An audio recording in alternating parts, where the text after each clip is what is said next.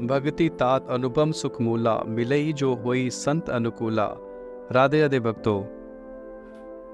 देखिए, मैं आज एक ऐसी घटना बताने जा रहा हूँ कि किस प्रकार राम रक्षा स्तोत्र का पाठ करने से प्राणों पे जो संकट था वो टल गया, प्राण बच गए। देखिए, राम रक्षा स्तोत्र का जो पाठ है वो इतना पावरफुल पाठ है। हम लोग भी एस्ट्रोलॉजी के अंदर बताते हैं, जब ऐसा लगता है ना कि वो काम बहुत ही जटिल है, बहुत मुश्किल है, मैंने प्रैक्टिकली भी देखा है, मैं आपको घटना के माध्यम से भी बताना चाहता हूँ। कभी भी आपके जीवन में कोई ऐसा बड़ा संकट आ जाए, लगे कि समाधान नहीं है, मैं आज आपको ऐसा समाधान बताने जा रहा हूँ जिसका तोड़, हर समस्या का तोड़ है, वो है राम रक्षा स्तोत्र का पाठ।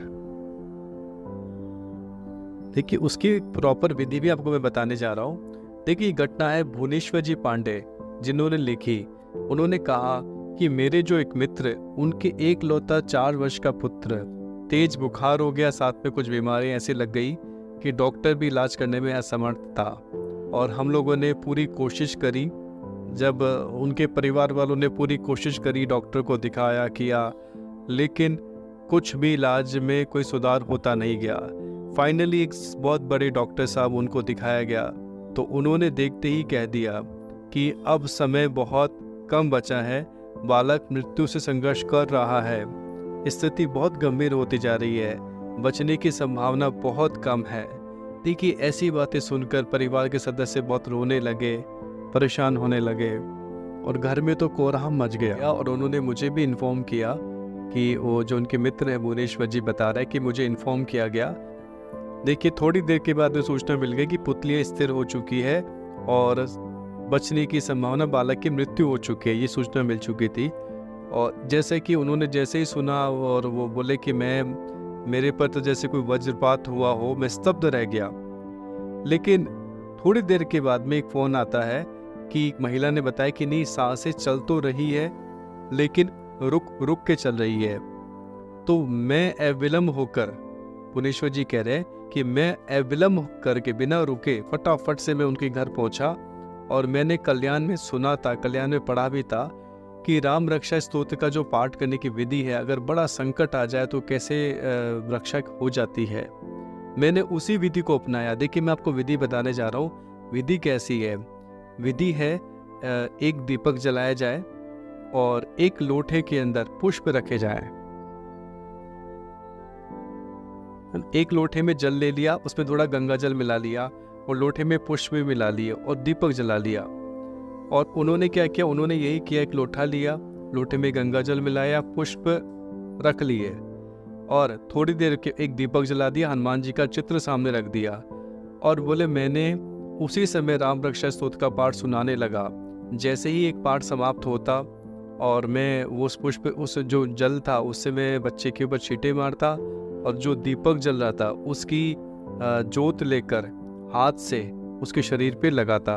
हर पाठ के बाद ऐसा मैं करता गया। और देखिए, जैसे ही 4 से 5 पाठ पूरे हुए, बालक ने तुरंत करवट ली, उसकी आंखें हल्की सी झपकी, जबकि बालक की आंखें बिल्कुल स्थिर हो चुकी थी। बालक की आंखें झपकी, बालक ने करवट ली और ये क्रम, मेरा विश्वास भी बढ़ा और मैं ये पाठ करता रहा। और जैसे ही 21वां पाठ कंप्लीट हुआ, 21वां पाठ चल रहा था, उसी समय बालक उठ के बैठ जाता है और पानी का गिलास मांगता है। देखिए, जैसे ही बालक उठ के बैठ गया, पानी मांगने लग गया, सारा घर परिवार सभी प्रसन्नता के मारे खुशी से झूम उठे। तो जो पेशेंट था, जो बालक था, उस पे जो मरणासन का जो संकट आ चुका था कि वो मृत्यु लगभग तय थी, कोई रोक नहीं सकता था, वो मृत्यु भी टल गई। राम रक्षा स्तोत्र के पाठ से वो मृत्यु भी टल गई। और मैं उसी समय जो पुष्प थे बालक के तकिए के पास रखकर अपने घर वापस लौट के आ गया। और थोड़ी दिनों के बाद बालक पूर्ण रूप से खेलने कूदने लग गया, स्वस्थ हो गया, पूर्ण रूप से स्वस्थ होकर खेलने कूदने भी लग गया। देखिए, ऐसे विलक्षण चमत्कार है। देखिए, हम कुंडली जब देखते हैं तब हम लोग भी कहते हैं, एडवाइस करते हैं हमारे क्लाइंट्स को कि कई बार ऐसा होता है कि हाँ, इसकी कुंडली में इसके दोष या फिर कोई बड़ा संकट है, उस संकट से निजात कैसे दिलाया जाए। तब राम रक्षा स्तोत्र के पाठ के लिए हम कहते भी हैं कि आप राम रक्षा स्तोत्र का पाठ कीजिए। जिससे कि आपका जो संकट है वो टल जाए। देखिए, आप लोग भी जो भी अपने घर में है, कोई ज़रूरी थोड़ी संकट बता के थोड़ी आता है। संकट तो कभी भी आ सकता है। जीवन रोटेशन वाला चलता है, जीवन तो परिवर्तनशील है, कब क्या हो जाए कोई पता थोड़ी है। इसलिए कोशिश कीजिए, राम रक्षा स्तोत्र का पाठ आप लोग भी किया कीजिए।